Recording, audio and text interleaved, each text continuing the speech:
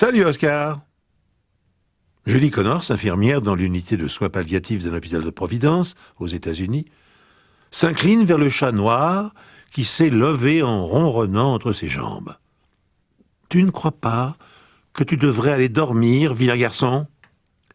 Le félin se laisse docilement caresser, puis, comme s'il était un vestige d'une mission urgente, il reprend sa marche chaloupée au milieu du couloir. Parvenu devant la porte 313, il hésite, s'assoit et se lèche une patte. Le cœur de l'infirmière bondit dans sa poitrine. « Oscar, ah non, non, Oscar, je t'en prie, reviens !» Mais le chat a déjà entrouvert la porte d'un coup de patte autoritaire et il s'est glissé dans la chambre. Julie Connors se fige. Le sang lui martèle les tempes. Enfin, au bout d'un long moment, la jeune femme se précipite vers un téléphone mural et compose un numéro. Après plusieurs sonneries, une voix masculine ensommeillée grommelle à l'autre bout du fil. « Je suis sincèrement désolé de vous réveiller à 3 heures du matin, monsieur Charleston. J'ai mis l'infirmière. Mais venez vite! Venez vite! Votre femme va mourir. » Les histoires extraordinaires de Pierre Bellemare sur France Bleu Périgord. Sur quel diagnostic l'infirmière s'est-elle basée pour oser réveiller en pleine nuit l'époux de l'une de ses patientes? Et du surcroît, pour lui annoncer son décès imminent.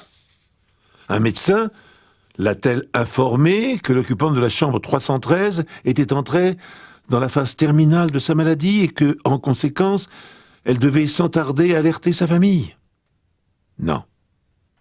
Aussi étrange que cela puisse paraître, Julie Connors a eu la certitude que Madame Charleston allait mourir à l'instant même où elle a vu le chat se glisser dans sa chambre et s'y attarder. Cette histoire qui s'est déroulée en 2002 et qui a fait l'objet de plusieurs études dans le journal de médecine de la Nouvelle-Angleterre est suffisamment incroyable pour que je vous la raconte à mon tour.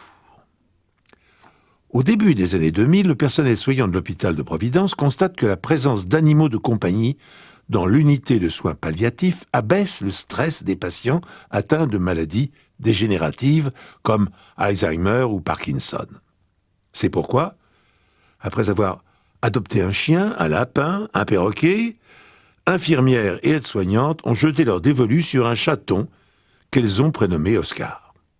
Sociable et intelligent, le félin s'adapte rapidement à sa nouvelle condition et devient la mascotte du service. N'est-il pas comique lorsqu'il effectue solennellement sa visite matinale?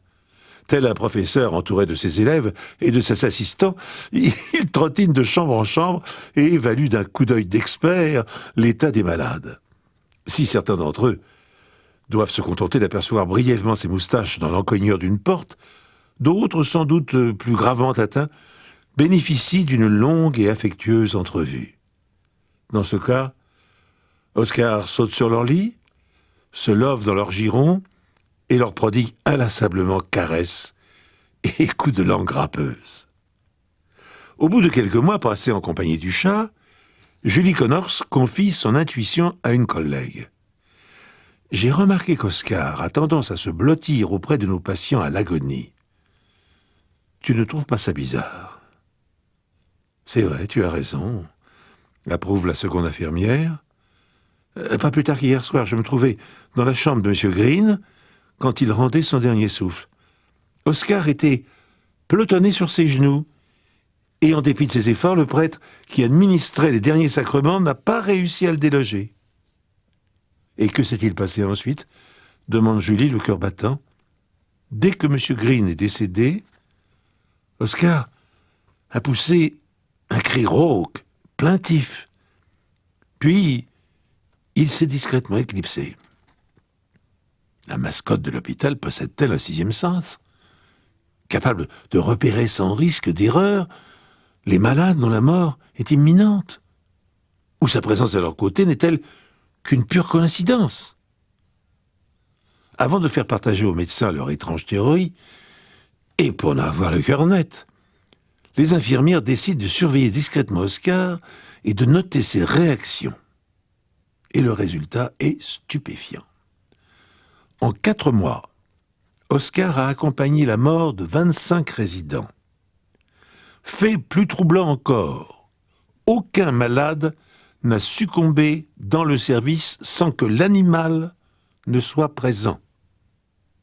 Dès lors, le cas Oscar fait grand bruit. David Dauzin, médecin gériatre, publie un article dans une éminente revue médicale. Il émet l'hypothèse que le chat pourrait détecter des odeurs spécifiques qui accompagnent la mort quelques heures avant qu'elle ne survienne. Pour le docteur Daniel Estep, un spécialiste du comportement animal, Oscar choisirait de prodiguer ses caresses aux mourants parce qu'ils sont plus calmes que les autres. Quoi qu'il en soit. Et bien qu'aucune preuve scientifique ne soit encore parvenue à corroborer ou à infirmer les qualités extraordinaires de la mascotte, l'équipe soignante a apposé une plaque dans le hall de l'hôpital et on peut y lire « En récompense des soins compatissants que le chat Oscar a prodigués à nos malades pendant 2 ans ».